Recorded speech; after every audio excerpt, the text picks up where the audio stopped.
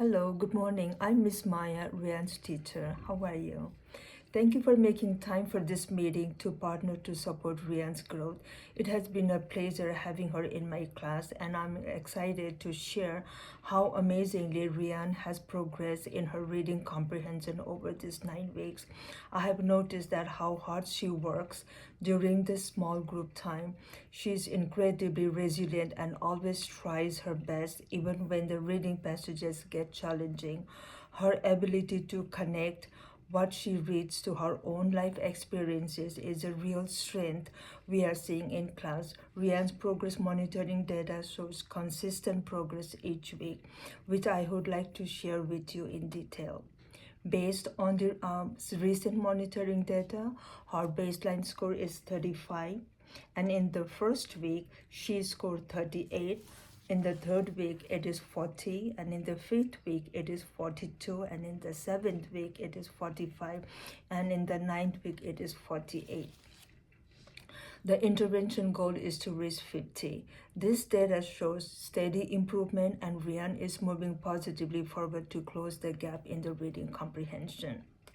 The school team works together to identify underlying issues like dyslexia. I collaborated with grade level teacher to ensure classroom instruction matches her intervention. Support staff and paraprofessionals provided small group reinforcement to increase time and tasks. I partnered with the school's reading specialist to review weekly tier 2 progress monitoring data. The specialist provided evidence-based multisensory phonics strategies that I implemented during the small group and sometimes one-to-one with her. Ensuring Rihanna's instructional scaffolding is consistent across both the Tier 2 and the general instruction classroom settings. This collaborative data-driven approach resulted in a positive significant improvement from the baseline score 35 to 48 over 9 weeks, nearly reaching the target of goal 50. The team is now planning to continue this targeted intervention to move Rihanna from 45 to the target goal 50 and beyond with a focus on fluency. The next step of instructional process to continue this targeted intervention, we are moving from basic decoding into higher level thinking, especially focusing on metacognitive fix-up strategies and inferential reasoning. Since Rihanna is already performing near the target goal benchmark, the next step in is a transition from passive reading to active self-monitoring, a highly effective research-based approach to boost comprehension at this level is a combination of reciprocal teaching, like predicting, questioning, clarifying, and summarizing, often delivered in a small group or one-to-one explicit instruction. This technique engages the student in a dialogue with the teacher about the text. It forces the reader to go beyond literal comprehension, and engage in metacognition, thinking about thinking. The teacher models how to ask inferential questions and that require combining text clues with the background knowledge. I collaborated with other team members to set the literacy goals and plan intervention for real. We will be focusing on and scaffolding her to recognize when she needs to understand sentence, paragraph, or apply fix-up strategies. When she misses a comprehension question, stop and ask her, where in the text did this information come from? Or what part of this is confusing? We will implement a collaborative strategic reading, which is called CSR. Is a research-based, evidence-supported practice that helps Rian use comprehension strategies while working in a small groups. CSR improves reading comprehension by encouraging peer dialogue, fostering critical thinking, and teaching her to preview text or get the gist and ask questions. Two ways the family can do to support literacy skills at home that align with the intervention and instructional goals are using an interactive digital reading tool, reciprocal teaching, like Epic or a tablet-based reader or uh, reader to read a text together.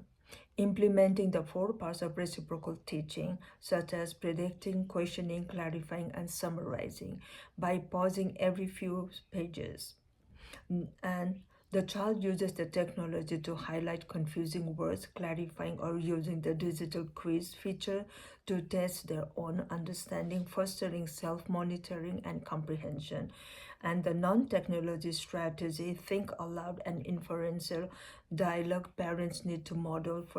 For example, I'm thinking, or by asking, what clues did the author give us to suggest the setting, rather than just asking what happened. The strategy strengthens inferential reasoning by connecting explicitly stated text with the children's background knowledge and make prediction in inferences.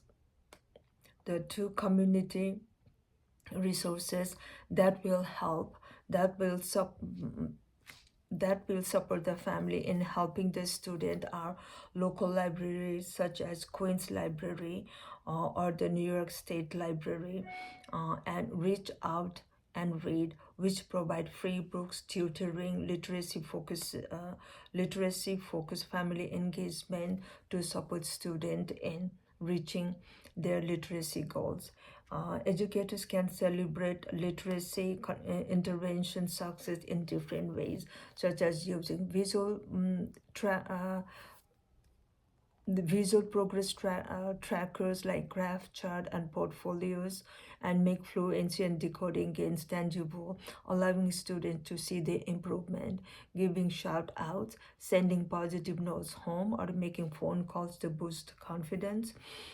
Educators can display students' completed work in the classroom, fostering recognition by allowing them to share their achievements, such as serving as a uh, the reading body or showcasing a finished book to peers. An individualized celebration can be done by meeting the student one-to-one to discuss their progress and how they feel about their growth.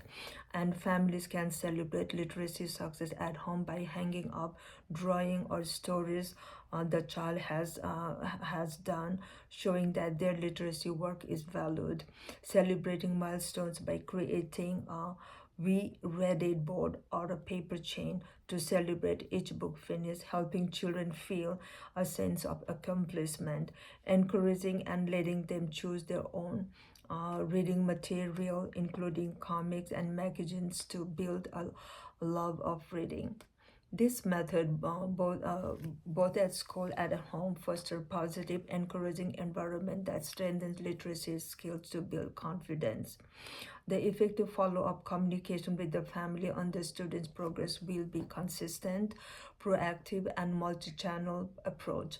I will establish a regular schedule for updates, such as monthly emails, weekly or bi-weekly, for targeted intervention to build trust and prevent surprises. I will initiate contact immediately if there is a noticeable drop in grades and a behavior change, or for positive reinforcement rather than waiting for the final report cards.